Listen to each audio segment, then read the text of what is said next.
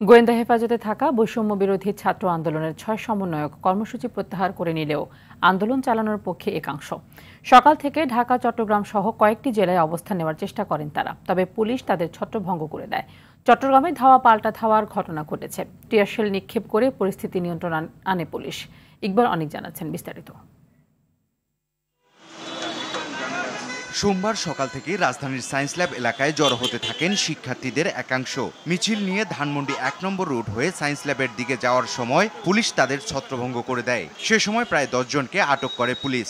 পুরনো পল্টন মোড়ে শিক্ষার্থীরা জড়ো হতে চাইলে ৪ জনকে আটক করা হয়। মিরপুর ১০, ইসিবি চত্বর ও ধানমন্ডি স্টার কাবাবের সামন থেকেও কয়েকজন বিক্ষোভকারীকে আটক করে পুলিশ।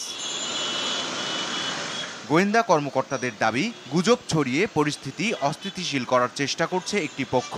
প্রত্যেকটা মানুষে তার নিয়মতান্ত্রিক আন্দোলন করার অধিকার আছে। এখন নিয়মতান্ত্রিক আন্দোলন করতে গিয়ে যদি আবার তারা কোনো স্থাপনায় তারা হাত দেয়, তারা যদি গাড়িতে হামলা করে, পূর্বের মতো তারা এই আচরণটা করে, তা আমরা তো তাদেরকে আসলে এই বিষয়টা আমরা মনে করি এটা তো নিয়মতান্ত্রিক আন্দোলন না। তাহলে তারা ধ্বংসাত্মকমূলক, যারা ধ্বংসাত্মকমূলক কাজটা করবে তাদের তো বাংলাদেশ পুলিশ তো তাদেরকে ছাড় দিবে না। রাজশাহীতেও বিক্ষোভ মিছিল ও সমাবেশ করে কোটা আন্দোলনকারীদের এক পক্ষ। পরে আইনশৃঙ্খলা বাহিনীর উপস্থিতিতে শান্তিপূর্ণভাবে কর্মসূচি শেষ করে তারা।